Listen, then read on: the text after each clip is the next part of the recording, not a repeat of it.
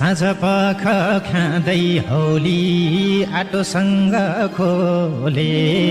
साँझ पख खाँदै हौली आटोसँग खोले दर्शन आमा परदेशबाट कान्छो छोरो बोले यसपालि त आउला भनी आशा गरिरहेछु यसपालि त आउला भनी आशा गरिरहेछु आशीर्वाद छ मेरो छोरो थला परिरहेछु थला परिरहेछु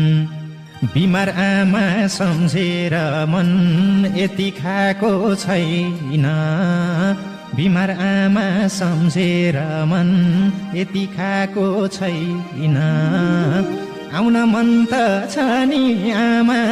छुट्टी पाएको छैन छुट्टी जस्तो तागत छैन गयो बुढो बन्दै पहिला जस्तो तागत छैन गयो बुढो बन्दै